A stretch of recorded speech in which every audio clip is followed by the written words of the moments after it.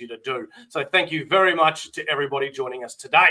We are also sponsored by Comic Bookaroo, and we'll have a word from them very, very soon. Phil, where do you want to start, brother? Wherever you want to go. You're the man. Okay. You're the host. Well, let's talk about the Kickstarter first and foremost, shall we? Yeah. Sure. What made you decide to do an omnibus, and what is inside it? Okay, so I've been publishing for about 4 years now, and believe it or not, it's nowhere near what I would like to have published. But, finances are tight. We've done 15 books and 15 issues, I should say, and like 4 or 5 different titles. And there were some people that were waiting for a collected volume to get everything in one shot, which really is economically more viable if you think about it. Because, Kickstarter, you can't charge just a $5 floppy, unfortunately. You have to charge more. So if you add up 15 issues times the $15 or whatever, it gets pricey, and I understand. So a lot of people are like, well, I'll wait. If you're going to do an omnibus, I'd love to collect that. So I was like, all right, let me do an omnibus. And, it's 420. It'll be 428 pages, actually, now that we formatted it. And, for the price that you pay for this compared to what you would have paid if you were doing all the campaigns, it's just more easier for people to handle. And some people like just a collected volume, all one shot, put on your bookshelf. As you guys know, look behind you, the beautiful displays you have. So, yeah, there's nothing more than we like at omnibuses. We've even sucked Steve into buying some recently, and he's getting a little slow collection. Yeah, but you're going to go against his name. What are you doing? It's funny because I don't actually collect single issues. There you go.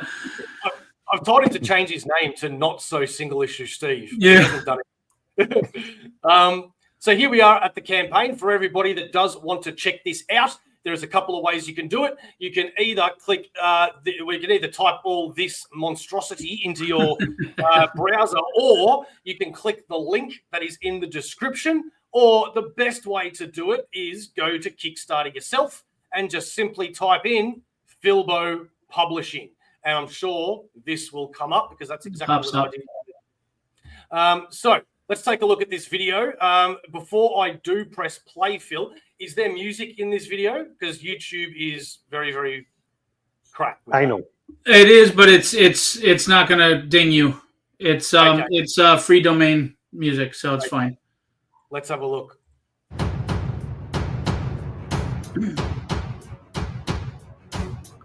It's really 4 years, not 5.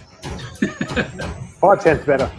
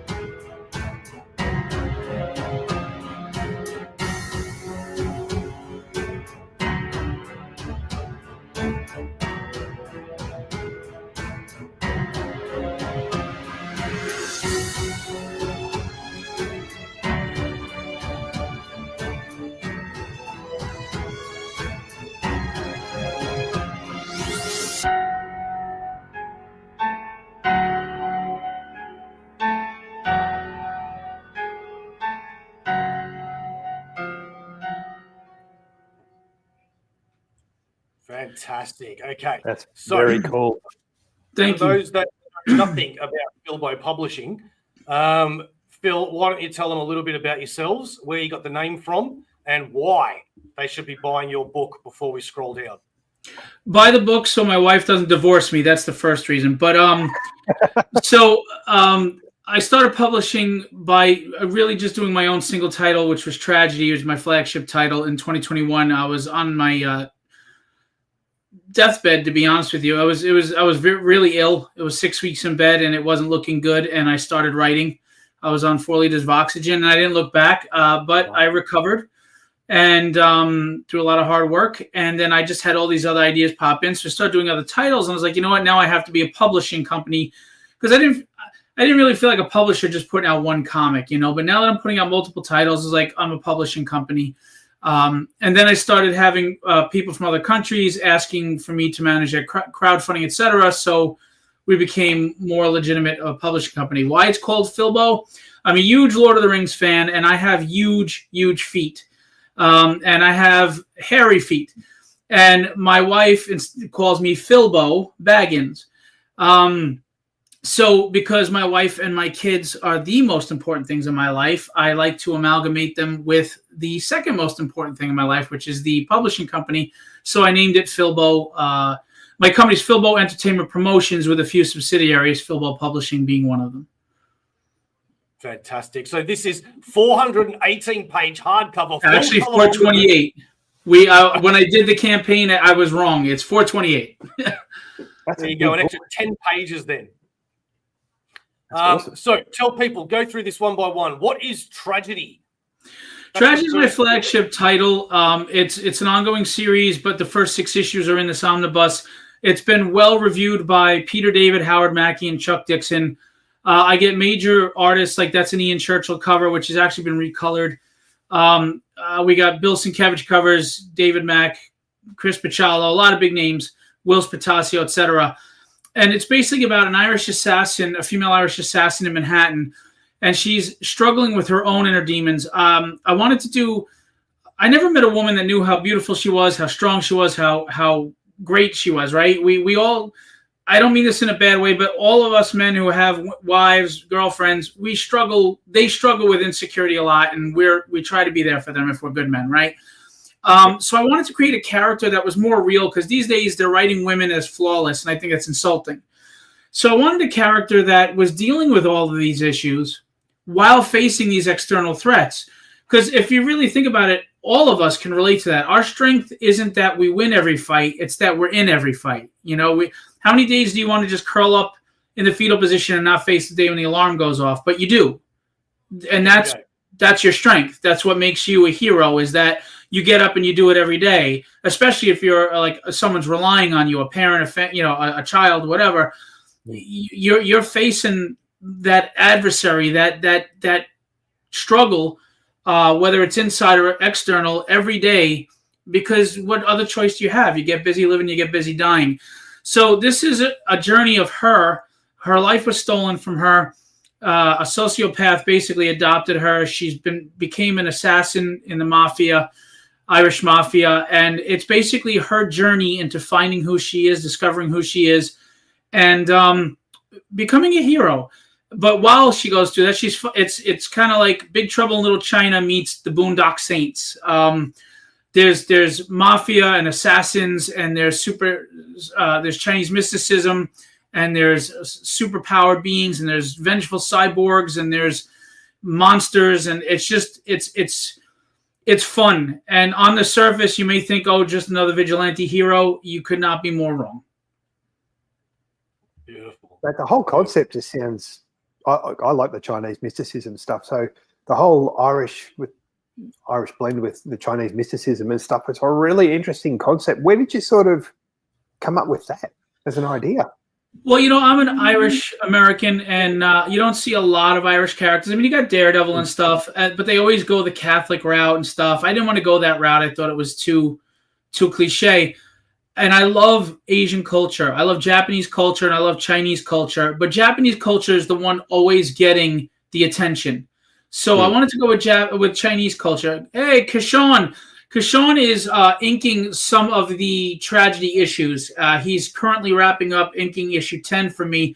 Great guy. If anybody's looking for a great inker, please reach out to Kashawn. You won't be disappointed. Great person. And I'm so happy to have him part of the Philbo world, and I appreciate him.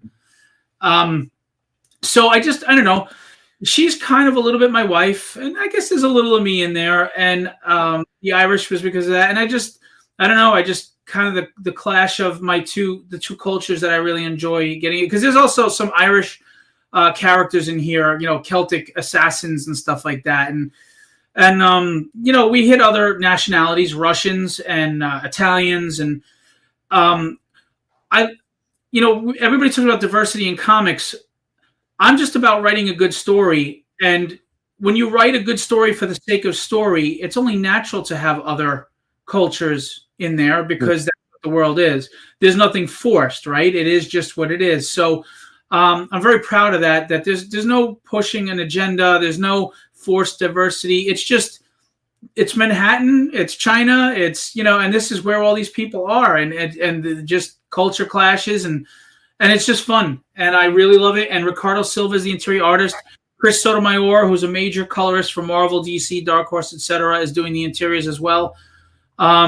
So I work with great people. I get all the credit, but I'm like the quarterback who gets the credit where the line is protecting me every day. Yeah. And just before we move on to the next one, mate, the design of the character, the concept's really cool. What were sort of influences for the design of the character? So it's funny because I was starting to get sick and I didn't know what was going on. And this vision of this character popped in my head. Just boom, it was in my head. And I was like, that's interesting. And then I just let it go by the wayside. I didn't bother. And then I got really sick. Like I said, I was in bed and I was like, all right, let me do something with this. So I reached out to Ricardo Silva, who at the time I was an art rep. I was repping him. And I asked him to do the character design, and I gave references, and to the T, I told him what I wanted her to look like. And Ricardo just knocked it out of the park. She looked perfect. I think it was one edit. And this is a cover by Ian Churchill, who it's my favorite rendition of her, actually. And the colors and everything just came into my mind. And it's funny because it wasn't conscious, but red is a color that attracts the eye the most. And a lot of people don't do a white and red, right? They're all black or they're all red or whatever. And I liked it. And if you look subconsciously, again, it's a mixture of American military and Japanese and Chinese armor, all mixed together, like her shoulder plates, her gauntlets. And then you look at her combat boots, and you look at her holsters, gun holsters. So subconsciously, it just popped in my head. Everything from the tail blade too. I love that ponytail. That is so cool. Thank you. It very much reminds me of in their Warhammer 40k universe with the elves, or known as Eldar or Eldari, as they're called now. There's actually a special performing group called Harlequin. So not like Harlequin from DC, but they're acrobats and all that sort of stuff, and that's what they use in combat. And she reminds me very much of a character called a solitaire, which is kind of like an assassin. So it's very cool. It's a really cool concept. Yeah, and I gave her that's the tragedy theater mask, because as you can see, she was a ballerina as a child and loved theater, and her life, it's tragic. But what people don't understand is the whole point of this story is, what do you do with the tragedy? Do you let it consume you and take you over and make it the excuse? Or are you who you are because of something or in spite of it? And that's what this whole story is going to be about. And it's an ongoing, and I've written 39 scripts, and I have stories so far through 75, but I do know what the ending is going to be. I know what the final story arc is going to be and how this whole thing is going to end and wrap up someday. So I love hearing that. And she has an adversary that has a power no one's ever used in American comics. Oh, well, that's intriguing. Yeah, you find out what it is in issue 2. I mean, I'll spoil it if you want me to. Hey, it's your call, man. I don't know. Yeah. I don't know if that's a good idea or not. Well, I look at it this way: you're either going to want to buy the book, or you're not. And whether I spoil that or not, people probably figure they are or they aren't. So I don't know. It's funny. I'm very good friends with Billy Tucci, and I live 5 blocks from him. And he owes me a She Tragedy crossover cover. So it's funny that you said that. But yeah, I mean, if they want in the chat, tell me if you want me to spoil it. I'll spoil what the guy's power is. I'm so confident it's never been used in American comics that I've even offered, if anyone can find an American comic prior to my launching of Tragedy in 2021 that shows that same power used that way, I'll give him a free issue. All right, you're gonna have to tell us now. So the Breath of the Dragon, he has an armor that's made of baronium, which is my adamantium in this world, because he has to be. He fights. He's a very amazing fighter. Okay, like Deathstroke, the Terminator kind of level. And one gauntlet has, the gauntlets are dragon mouths, and his hands come out of the dragon mouths. Yeah, I wish. One gauntlet has a flamethrower, the other one has a poison gas. But he has this armor on because he's always in proximity of you. Why? Because if he's in proximity of you, he can read your future 3 to 5 seconds. So he knows what you're going to do before you do it. You can't beat him. Oh. See, I like my heroes. I get so tired of the heroes getting their ass kicked by the bad guy in the middle of the movie, and by the third act, just because they're angry or whatever, they win. Like, look at the Spider-Man movie with the 3 Spider-Mans. Willem Dafoe was so good in the middle of that movie when he finally went into Green Goblin mode. Aunt May gets it. He destroys everything. He messes everybody up. You're like, yeah, this is what I want to see. And then by the third act, Peter's pissed off and he beats him. It's like, what the hell is that? If I went up against a prize fighter right now, it doesn't matter how motivated I am. I'll get my ass kicked. And I like that she has villains that she can't beat. But she has to find ways around it. Or the fact that even though she knows she's going into a losing situation, she's like, look, I got to fight. I'm not backing down. I got to go. I got to do this. Yeah, I like that a lot. All right, so moving on now, we have Dynamics. What's this one? So that's based on my family with superpowers, actually. It's an all-ages book. Some people, I think, mistook it for just being for kids. It's not. When I say it's all ages, it's classic superhero fun and action. I just don't throw language in there, and there's no sexuality, and there's nothing that your kids are going to question, like, what does that mean? Or there's no innuendos to draw adults in. It's just a fun family book, and that's me with the dad bod there. And it's got humor, it's got heart. It's basically the dynamics of a family unit with dynamic powers. And the youngest is my daughter, who's feisty like me. She's a little feisty Irish girl. She'll give you the shirt off her back or her foot in your ass. It's all up to you. And she's super strong in the book, and she's going to be the strongest character in my universe. Like, she's my tragedy universe. This is my, I'm a big mouth, as you could tell, so I have a sonic scream. My wife is into nature and everything, so she's actually the most powerful of us all, but she doesn't realize it yet. My mother is kind of like Karnak, where she sees the weakness in everything, and she's an excellent fighter because she's 70-something. I thought it'd be fun. And my oldest daughter is super fast. She's Whiplash. And it was great because my daughters kind of joined in on this. My youngest, at the time when she was 5, she made up some villains. And I actually incorporate them in the story. And it makes sense why they're in there. And it was just great to bring my family in. I have some great storylines. I've written the first 6 issues. I'm actually looking forward to moving forward with this more. But it's a good book too. Like, if you want your kids into comics, because how many times do they say it's a kid's show, you put it on, and then there's an innuendo that you have to explain to your child, or that you're like, my 8-year-old is listening to this. None of that is in there. But adults aren't going to be bored, like a Pixar, like The Incredibles, Power Pack. So it's a good jump on to get your kids to read comics, or get your kids to read with you, and you can enjoy it too. I like how you've incorporated your family into it, mate, because, as the years go by, that they can look back on this really, really fondly and go, we helped Dad write this. We came up with concepts that Dad's put into a visual medium. It's very cool. Well, I wanted to immortalize my family. We don't. Again, I was really sick, and we were lucky that I made it. And I don't know. I just wanted to leave something.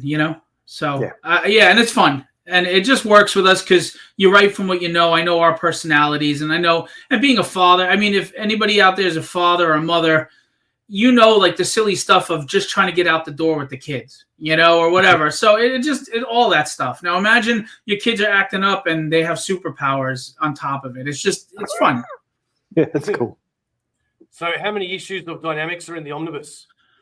Just the first one, because we haven't continued that yet. My focus has been a lot of other things, but I'm actually starting issue 2 now with Lou Mana, who is he did Thunder Agents, Phantom, and oh my God, Legion of Superheroes back in the day. So it's going to be fun. Oh, great. Okay. And then next we have Withered. Withered started as a short story in a short story prose book I did. And I really like the concept. I remember you telling us about this last time, and I really wanted to read it. That's right. Yeah. Yeah, I think I sent it to you. So when you get the chance, read it. I sent it to you. Okay. Yeah, you sent me a lot, and I've read like 3 or 4 things, I think. And you know what? I don't think I ever went back and read the other ones. I'm so sorry. That's okay. But I really want to read this one. It's all right. You're mean. You're horrible, and I'm really hurt. But it's all right. Yeah. So Withered, I'm proud of too, because I think it's a concept nobody's ever done before, and I don't try to force these things; they just pop into my head, you know. So basically, the short story leads into this book, but you don't have to read the short story, but it does enrich the whole thing. So I put the short story in the omnibus. Withered is basically, you know, we always ask why is the world so crappy? You know, why is God letting things be so crappy? Why is it so hard? So God's not in charge. Time is not a construct of the human mind or a measurement. It is actually this omnipotent, malicious, malevolent being that defeated God and imprisoned him and is slowly satiating itself off our life essence. That's why we're not in paradise, and that's why we grow old, we wither, and we die, because this thing is slowly consuming us like cattle. And the devil is its right-hand man, but he kind of has his own plans. He's got his own schemes, kind of Game of Thrones-y kind of thing. And there was a great war, and 3 of the 7 archangels are left. The other 4 are dead, or oblivion, they're destroyed. And the angels were decimated. So Archangel Michael, Archangel Raphael, and Archangel Gabriel go down to earth, and they're recruiting people on their deathbed that have been shown strength and faith through their life, no matter how hard it got. And they're making them angels before this thing consumes them and takes them from earth. And they're recruiting them to fight this war. But of course, these are humans acclimating to being angels. And that means they still have separation anxiety from their families that they left behind. They don't know how to do combat. Getting back to what I said with tragedy, in the first issue of Withered, he goes up against one lone demon, and it almost kills him because it's fast, it's strong, it's vicious, it's nasty, it has no conscience. And just because he now has a sword and armor and wings doesn't mean he's badass. He almost gets his ass killed. And it's very emotional because he escapes he wins by the skin of his teeth, and the motivation is if he dies and they don't win, his family gets consumed by this thing. They're gone. He's fighting for their souls, you know. So, but there's a dichotomy too, because Archangel Michael doesn't know what it is to be human, and God is his father, his mother, his love, right? So Archangel Michael wants to save God, where Joshua, who is the human protagonist that becomes an angel, he's from the short story that comes in here. He's fighting for his family and God. And Michael doesn't understand his attachment to his family. And he keeps telling them, you've got to let them go. We have this mission. He's like, no, I'm not letting them go, or you're missing the whole point of why we're doing this. So they have this little bit of a clash over those motives, because Michael doesn't understand what it is to have that human love for someone and attachment. You know? So it goes into family. It goes into that. It's horror. It's sci-fi. It's fantasy. And there's some powerful moments. I've written the first 6 scripts, and the next story arc will go into Satan's fall. He likes to be called Beelzebub. He does not want to be called Lucifer, because Lucifer was his angel name. Later on, it gets into the fight gets so severe that they get desperate. They start recruiting other gods, like Satan recruits Hela and Hades, and they don't get along because they all think they're the ruler of hell. But there's really, the fallen is Satan. He's the big bad mamma jamma. So, and then, you know, there's Egyptian gods. There'll be Indian gods like Vishnu and Gaia. And there'll be all these gods coming in. And on Earth, they'll unleash demons, and some of the demons will be vampires and werewolves. It's just balls to the wall, crazy, Awesome. throwing every freaking thing that you can throw in there, but it all will make sense. Phil, that's such a fascinating concept. Thank you. I've never heard of anything even remotely like this. I need to get my hands on this and read it. This is very cool. Well, as Bo will tell you, I'll give you the first issue as a gift for hosting me on the show. So I will send the PDF to you. Oh, thank you, mate. I'll look forward to reading that. Alan, I am glad you're not asleep, and I'm glad that you are joining us, just like everybody else here. Yes, thank you. Appreciate it. To everybody who's here, actually. Next up, we have Diary of Dread, which looks very, very familiar, doesn't it? And I'm sure that is on purpose. Yeah, so Diary of Dread is obviously it's an homage to EC Comics and Creep Show and all that stuff. I'm sorry, hang on. Oh shoot, I forgot. I'm sorry, I'm live on a live stream. I'm sorry. Philbo's talking to his inner conscience. Sorry, that was my wife. She just got home from work, and I made a boo-boo. So, yeah, on Valentine's Day. So I'm going to have to make that up to her. Anyway, so the 5 full stories in here in the vein of Creep Show and those stories, horror, and the storyboard artist for Creep Show read it and loved it and said the last story actually disturbed him. So, oh wow, I've had people tell me that there must be an inner psycho in me. It's an anthology. It's 156 pages, but all 5 stories are in the omnibus, and it's 5 separate self-contained horror stories that have twists that nobody has seen coming yet. Nobody has guessed the twists in the first story, especially, which is my favorite, 39 Cedar Lane. Yeah, exactly. Well, my wife is so awesome that she just rolled her eyes and walked out and smiled. And she's so awesome that because she worked tonight, we can't have a Valentine's Day. She wanted to go out tomorrow night, and she wants to go to a steak dinner and go see the new Captain America movie. So I'm a pretty lucky dude. She's a keeper. No chick flicks for me. And she's an artist, really talented artist. And I'm not saying this because I just screwed up and I'm making points because she can't hear me right now. So, and then there's, so the horror stories really getting a lot of great reviews. We've sold a lot of this book, this magazine. It's magazine size, but we've resized it. Yeah, and she's paying.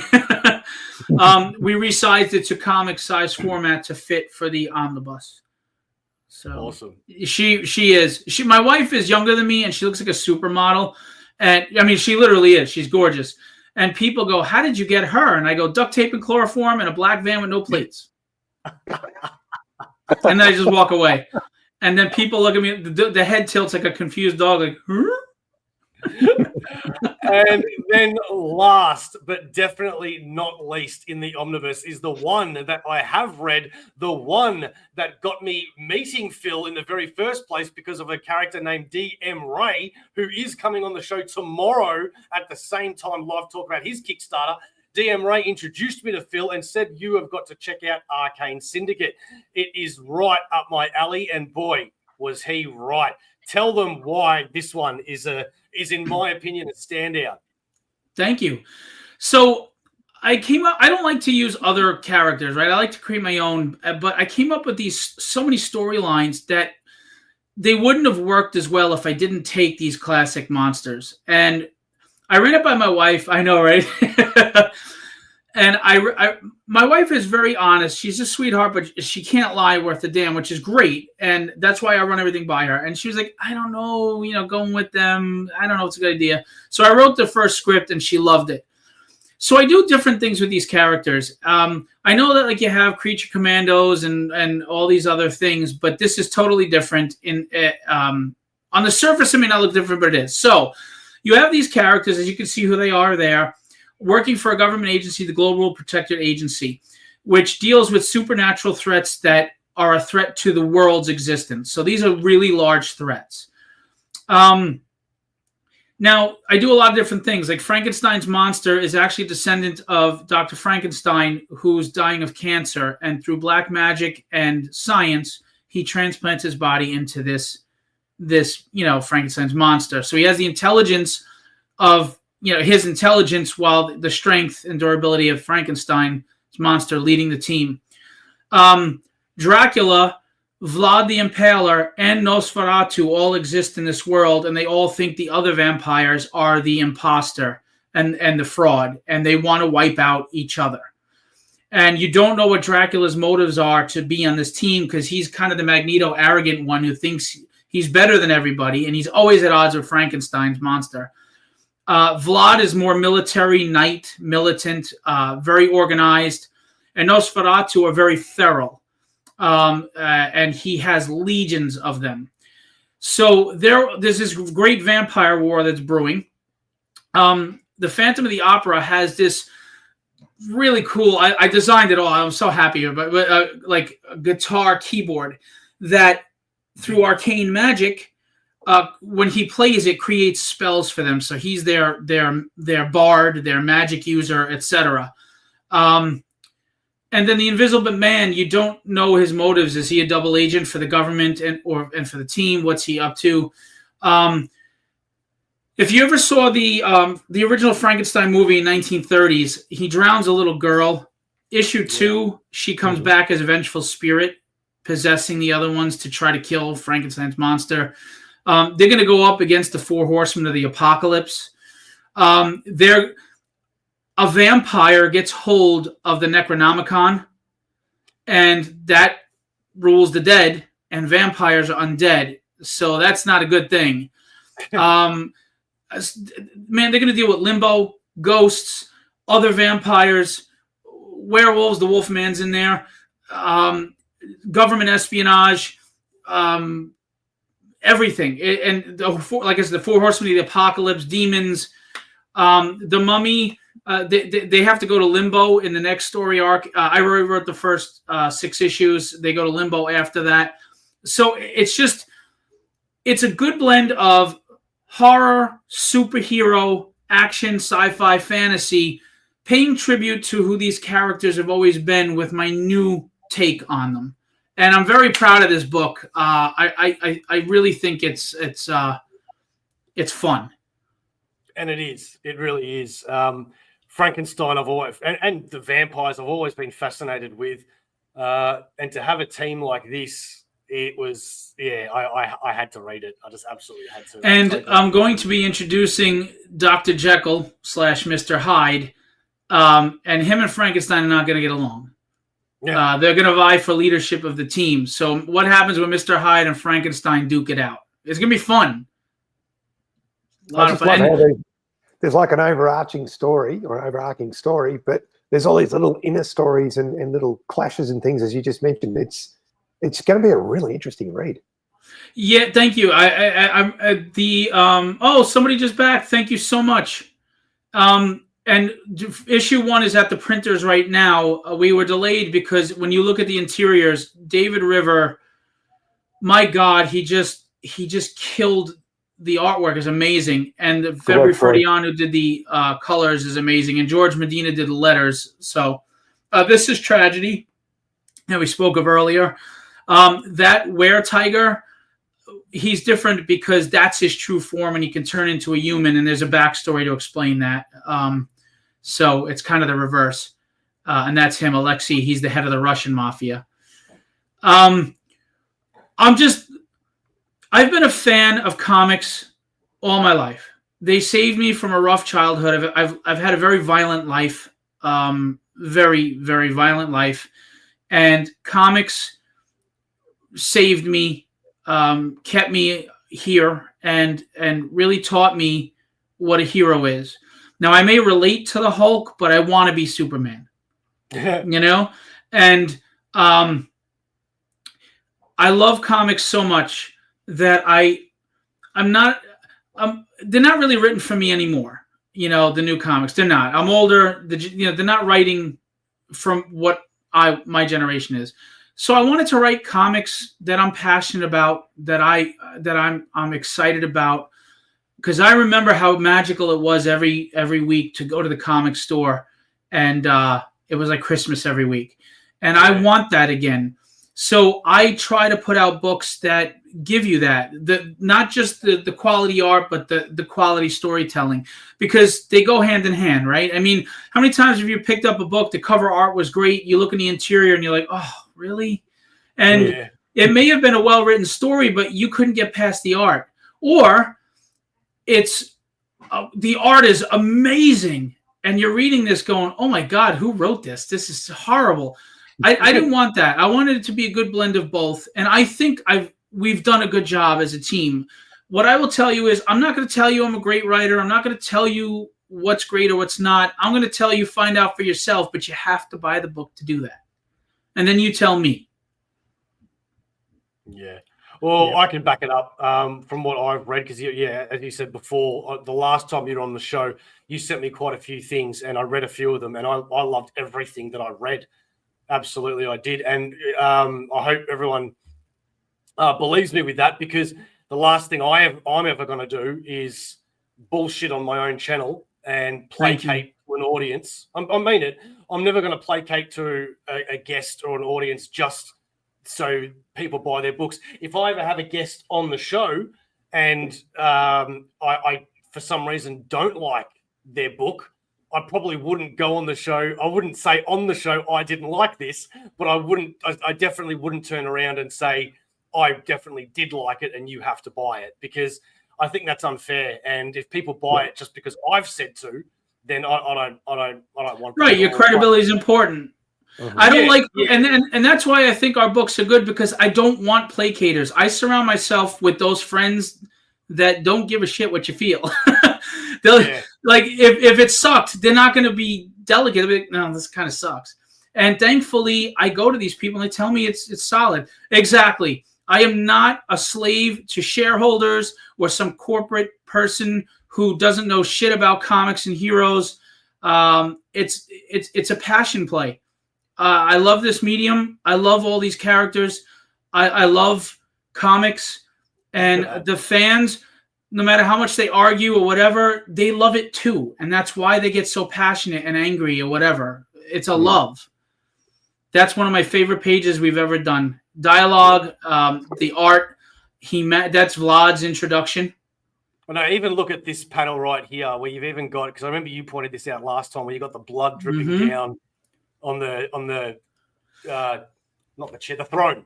Thank you. And that's all David River. He decided to put that in, which is just freaking phenomenal. I think you've also really captured what I envisioned Vlad would look like. And there's that darkness, there's that strength, there's that fear. I think you've just captured it just in this page alone. Well, he is a true historical figure. Obviously, the vampire legend started because he used to put heads on pikes to warn people who tried to oppose him. So I took his and this is why a lot of times this is what he looks like. We took his historical look, his actual look, and his brother Radu, which is right there. But we came up with the crown and the armor and his sword, as you can see with those bat wings. And David, I create all my character designs, but I have to tell you, David did little tweaks and added little things that I just made what I did even better. Fantastic. And February Frion's colors. I mean, look at that page. It's just gorgeous. Yeah. Now, let's go on to some rewards here. What can people get?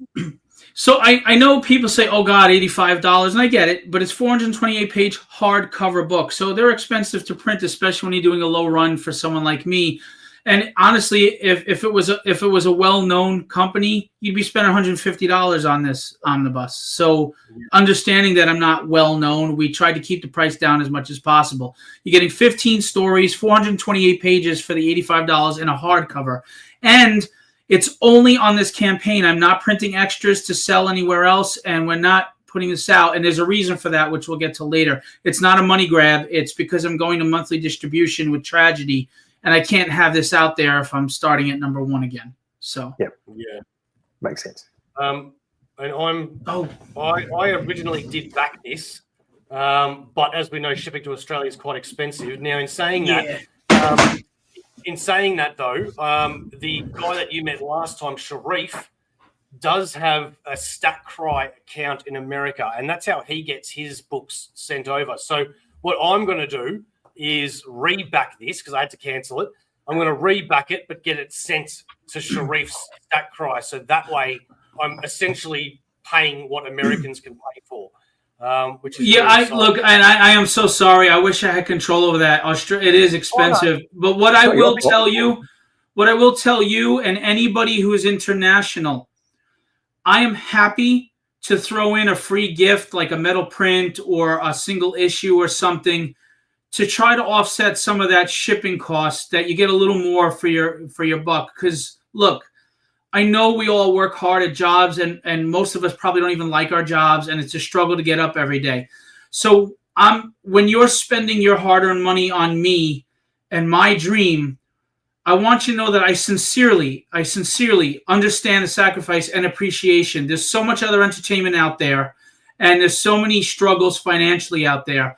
So if you chose to pick my stuff out of the vast amount of entertainment, that is humbling, and I'm honored, and I'm grateful, and I'm appreciative. And I swear to God, that's as sincere as it gets, because I'm doing something I never thought I could do before, because people like you are taking that hard-earned money and throwing it my way. So if you have expensive shipping, I'm happy to throw in some freebies to try to offset that cost and give you a little more for your value. Yeah, beautiful. That's really cool, man. Yeah, I've never changed the location of an address on Kickstarter before, but I have now, and I've changed it to America. Do you collect the addresses after, or I know sometimes they do that, or is it set up before? It'll show me your address, and I can upload it to keep it. Yeah, I can, especially when I do fulfillment. So I'll do that after the show then, just so I don't muck it up. And just please, again, I don't want you to feel obligated. If you want to back it, I'm grateful, but I don't ever want anybody to feel obligated to back it. I just back it if you think it's something you'll like and you'll really enjoy it. That's really all I would ask. Yeah. Well, look, man, at the end of the day, 1, it's an omnibus. 2, I've already read some of your work and I loved it. 3, I'm actually a fan of yourself, because last time that we were here with you, we spoke for a very long time before and after the show as well. And there's, you have a lot of people on the show that I think I've liked everybody that we've ever had on the show, but there's a few people that do stand out to me that you just strike a friendship with, and you're definitely one of them. So I'm more than happy to back this. I appreciate that. Thank you. Troy said, well, I need to do the Taekwondo pickups, but thanks so much for a great stream. Excited for the Kickstarter, and thankful I got in on time. Thanks, everyone. Thank you, Troy. Thank you, Troy, very much. I appreciate you. He's a good name, Troy. We've got some extra stuff that you can get here. You have the Tragedy Sequential Art Edition. What's that? So do you guys know what those IDW artist editions, have you seen them? Yeah. Yeah, this is my version. It's 11 by 17 hardcover, 190 pages. And what it is I don't want to sell the original pages to the book, and a lot of people were begging for that, especially the big name covers that I have. Like this is the Chris Picciolo, and there's a Bill Sienkiewicz, David Mack. So I put in a hardcover. Sorry, this is big. Like there's the David Mack on the inside, and then there's this, and we have our table of contents and everything, and then you have the first 5 issues of Tragedy, all the sequential art minus the letters, because we wanted you to appreciate the art. And then all the major names like Will Spatasio and Jose Luis and all of them and Kevin West in the back, we did scans. These are scans of the original covers so that you could enjoy the original pages and the art and not spend thousands of dollars. And we sold out of the first printing, so this would be for second printing on the campaign. That's a beautiful book, Phil. Thank you. Again, I'm taking pride because a lot of indie people aren't doing these things, and I am, and I'm working my ass off 7 days a week so I can afford to do this stuff. So, I care about this. I really do. I care about good stories. I care about characters you can relate to. I'm an old school guy. I'm corny. I love Rocky. I loved the first Captain America where he jumps on the grenade. I love Christopher Reeve's Superman. Give me corny. Now, don't get me wrong. I like the dark stuff too. I can watch The Boys and all that. But it feels like it's all there is these days, and we've gotten away from what heroes are and the hero's journey and characters that you can really root for. And when they fall on their knees and they just want to lay down and quit, you know they're going to get up anyway. Oh, Rob, thank you so much, mate. It's always a pleasure when you join. Nice to see you, Rob. So we've got the hardcover sequential art edition. We've also got the T-shirts. Who doesn't want a T-shirt? People ask me for T-shirts, so I put them in. It's the first time I'm doing it. I dig that. But the one thing that I did, which is coming up, you've got the publishing blanket. I hadn't seen this one before, actually. I have one in my living room. I can ask my kid to bring it in and show you the actual blanket if you want. Yeah, sure. Yeah, hang on a second.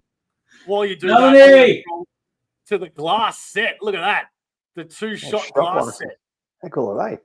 Yeah, man. I really dig that, Steve. We should get one and you have one and I have the other. All right. We should do that. Oh, yeah. Oh, Rob, dude, thank you so much, man. That's awesome.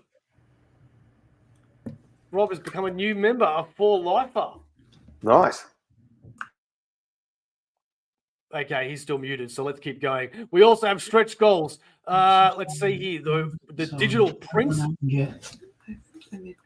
I'm sorry, we rushed home because they took forever. These are locked. And okay. Got it? Real quick, Papa, I had a very, I'm not going to get into it with my dad, a relationship, but it was strenuous at times. And my dad, hey, Kit, my dad was 77, bench pressing 165 pounds a day. He was a very hard, very tough man. I mean, I know a lot of people say that about their dads, but no, he was a friggin' beast, and he intimidated everybody, and he was just a very hard man. And we had finally gotten close about 3 years ago. And then he got a cancer diagnosis, and he was battling the cancer, and he was doing fine. He was still bench pressing. He was doing his thing. And I wrote this story, Papa, which is a 110-page graphic novel that I didn't realize at the time was based on us. And my father loved it, and he asked if I could get it in his hands before he died. And unfortunately, it would be $15,000 to make this book, and unless it has tits on it, nobody's going to spend. I'm not going to fund $15,000. So my father passed away in April, but I still want to get the book going. I have 11 pages done. It's a tale that basically shows you the sacrifices that our parents make that we don't see. We don't understand what they're going through. We don't realize their struggles. We only see our own perspective of things. And it's about forgiveness, but it's also a tale of superhero at the heart, or, hero at the heart of things. And basically, this old man, world's passing by, he's older, he's frail, he's slower. He's got a good relationship with his granddaughter, but not with his son. And he lives with his son. And let's just say that an external threat, which is in the form of this mob boss, comes in direct conflict with his family's well-being. And it's a tale of what would you do to protect your family. And I will get this book out if it's the last frickin' thing I do. In dedication to my father. So I remember you spoke about this last time. Yeah, and it really touched me, to be honest. It has a twist nobody sees in it either. Everybody tells me it's a great classic golden age tale of just true heroism, Rocky, all that good stuff. So I really want to get it out there. By the way, this is the blanket. It's too big for the screen, but it's all my covers. And it's really soft, and it's really nice, and I love it. And it's funny, I put it on me when I'm sitting down to write and keep my old ass warm. And it's a really well made blanket. It's not cheap crap. So we have 6 days left to back this Kickstarter. Are you going to be doing late pledges, or I don't know how that works? I know that's a new thing with Kickstarter. Yeah, it's a 3-week campaign. I have it on late pledge, but I don't think it's going to be very long on late pledge. I put it on late pledge because I understand I'm asking $85 for a book plus $10 shipping, and I know that some people may want it, but money's tight. So yeah, I'm putting on late pledge for a little while. I don't know how long it's going to be on though, like I said, because we're going to go to the distribution, and I can't have this going at the same time. So. Yeah, I was only asking because as we spoke previously, I'm moving house, hence the weird background, and I've spending a lot of money on moving house. So, well, I mean, in all seriousness, for someone like you, worst case scenario, if you tell me you're definitely going to buy one, but you don't have the money by the end of the campaign, I'll print that book and have it waiting for you, and you just pay me via whatever, Venmo or whatever the hell you can do from Australia when you're ready, and then I'll send it to you. I'm not dues. Yeah, I'm not trying to swindle anybody. I'm not trying to look. A lot of people they purposely limit things so they can jack up the value. I'm not trying to do any of that. I want you to enjoy my stories. If I could afford to give away my stuff for free, I would. As you know, I've given you pretty much how many PDFs for free as a thank you. I want the stories out there. I really think people will enjoy them. I just want to share these things itching at my brain with the world. And I mean, I need to make money so that I can continue producing because that's just the reality of the world. But I'm not trying to take advantage of anyone. So if you really want this book and you're struggling, talk to me. So. That's awesome, man. Yeah, that's awesome. Yeah, definitely cool, put me down for one. Definitely put me down for one. I think Sharif might be getting it as well. I'm not sure. I need to ask him. He was meant to join us today, but Sharif, the lucky guy, has just started a new job at a place that he used to be a customer at, and he's now working there. And it's just he's having a blast, and he's just absolutely loving it. And they called him in today, I think. So, sorry that you didn't get to see him, but yeah, I'm pretty sure he's getting one as well. Now, well, if you are, both of you, if you want, like I said, after the fact, that way you can combine the shipping. I'll send them all to that same place, and you spend less on shipping. I'm not trying to rake people over the coals. I just want to enjoy this making comics, Yeah. I need to get it too, Bo. We'll talk about you and I. We'll work it out. Sure. Okay. Sure. You're right there, Steve. You had a late night. Did we? No. Just a little bit of a frog in the throat. That's all. Hang on one second. So, Phil, we've talked about the Kickstarter. All of Aussieverse, as far as we are concerned, is on board. Let's get talking about the next venture that you wanted to talk about. What's going on? So we will have an official press release through Bleeding Cool and some other places soon. But so this is an unofficial announcement. As you all know, Diamond had filed for bankruptcy, and I knew this was coming. And I'm pretty confident I know what's coming next as well with that.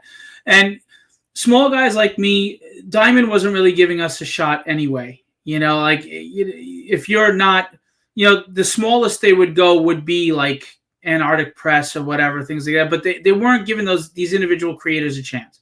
Lunar is not giving anybody a chance. They're backlogged. They're now the new Diamond where they're the monopoly. It is what it is. Penguin House, unless you do 20,000, they're not picking you up, So it's hard, and people are pigeonholed to just crowdfunding.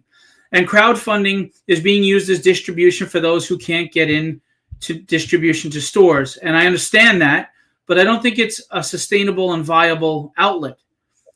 So I'm an Irishman. We fight and we drink, and I don't drink.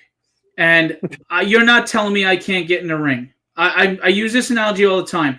I'm okay with getting in a ring, and if you knock my block off and I just wasn't good enough, I can still hold my head up high, leave the ring, and say I gave it my best. But you're not telling me I'm not allowed in the ring, and there's too much gatekeeping going on, and that's a bunch of bullshit. So, through a lot of hours, about 80 hours, I have got a list of every comic store in North America, Canada, and the United States. Every store. And it's legit. All the contacts, emails, phone numbers, addresses, everything. And I am going to be doing my own distribution on a small scale. And I am going to distribute that little guy that Diamond won't give a chance. I am not a gatekeeper. I am a distributor. I'm the mailman. It's not my place to act like a publisher and say, critique the art. Is it good enough? Will it sell? That's not what I'm here for, because I'm not greedy for my percentage.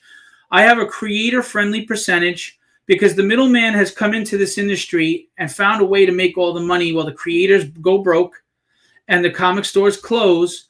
And while those guys, they're burning them out and they're using them up and they're moving to the next one to do it too. So they're making all the money while the creators are dying. Readership is dropping. I had enough of that shit.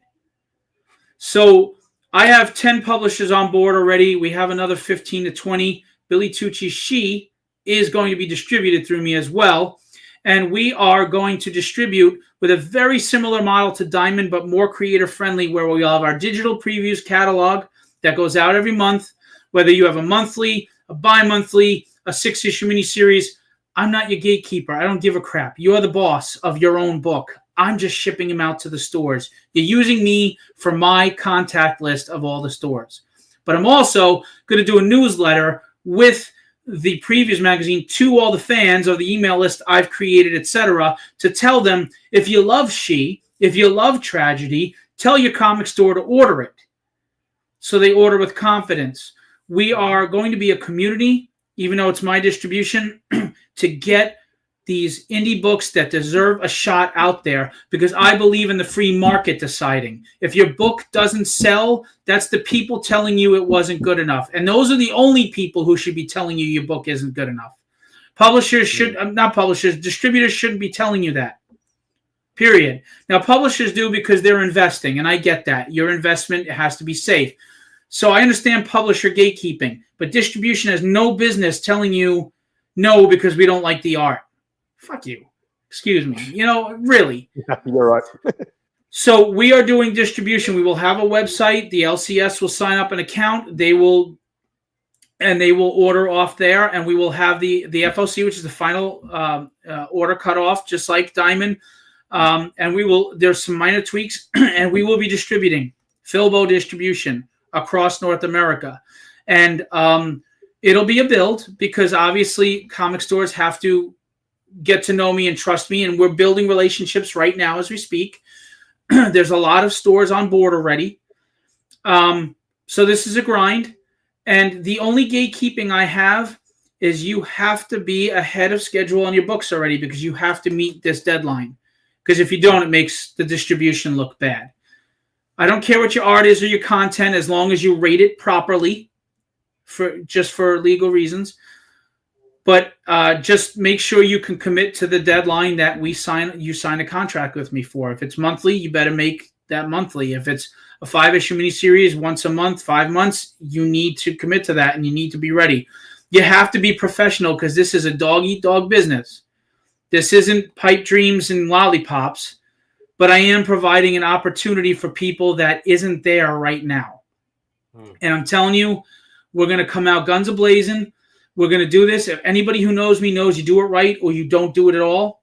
You've seen the products that I put out there. They're professional level, and I'm here to see creators win,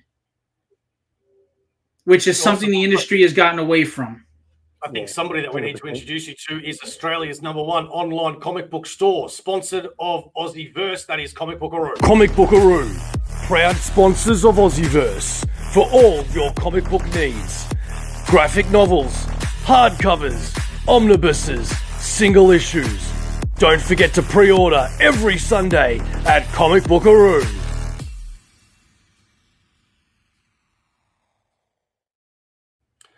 So, Phil, what's your hope with this venture? We can all guess, but you do give me surprising answers a lot of the time. So, if you had your business model, what's the end goal for you? Well, my personal goal, obviously, is to get my stories out there and be successful as a publisher for myself and the people that rely on me to publish them. But for the distribution, and I mean this sincerely, I want comics to thrive and be a stronghold in pop culture again. I want readership back. Right now, I think the demographics have changed to collectors and investors, and they're great, and we need them too.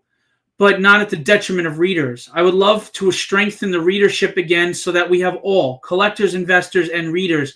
And then comics can truly be where they used to be. We're not selling like we used to. You know, even the biggest titles are not selling like they used to. I mean, Iron Man, when Sean Chen was on it, was not a great book, and it was still selling 900,000 copies.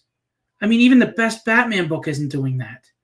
You know, they're not. So I love this community for personal reasons, and I want to see readers come back. Manga is doing great with readership and fan following, and Western comics are not.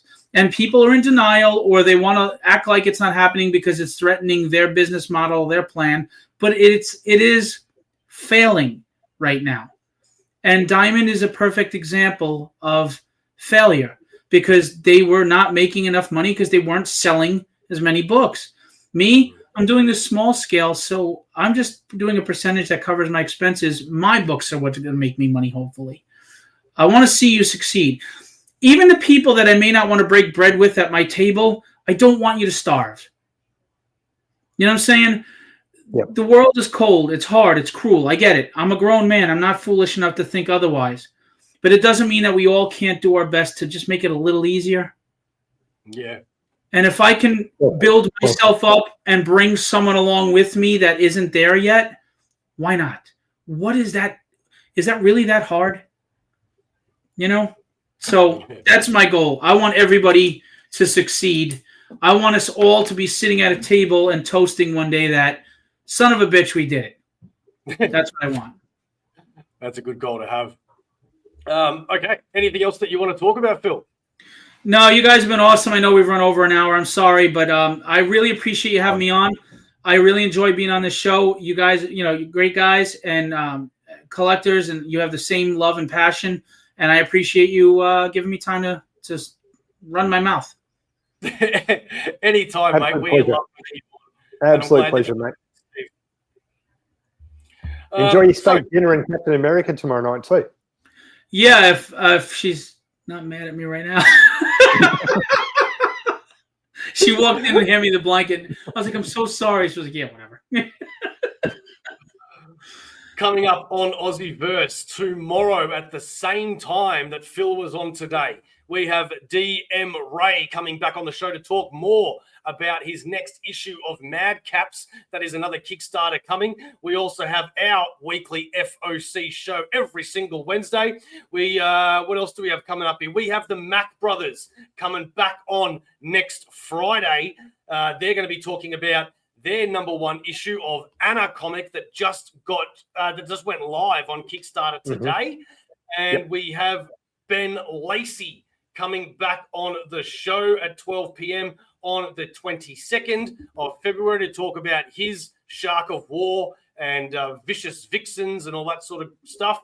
And then lastly, I guess the other one we want to talk about is the same day at the 22nd at 11 p.m. Melbourne time, because it was very hard to organise. We do have a couple of representatives from Penguin Random House coming on the show to talk about things as well. So there is plenty coming. Tune in to Aussieverse. If you're not a subscriber, please do so. If you have any critiquing, please let us know, even if it's stuff we don't want to hear, because otherwise, how does Aussieverse grow?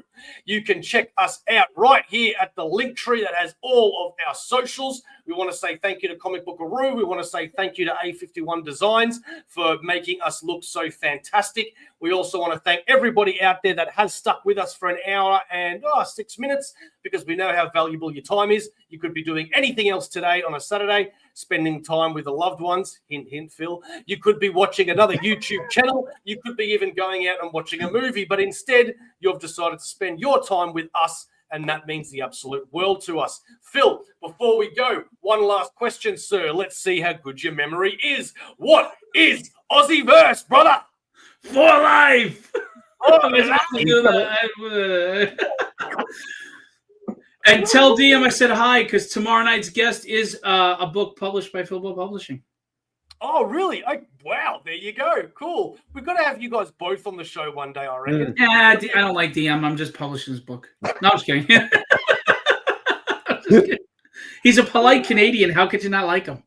All right, we'll catch you next time. Go to Kickstarter today and look up Philbo Publishing Omnibus to get an absolutely stellar book filled with so much variety, fantastic artwork, and great writing that has been officially welcomed. And what's the word I'm looking for?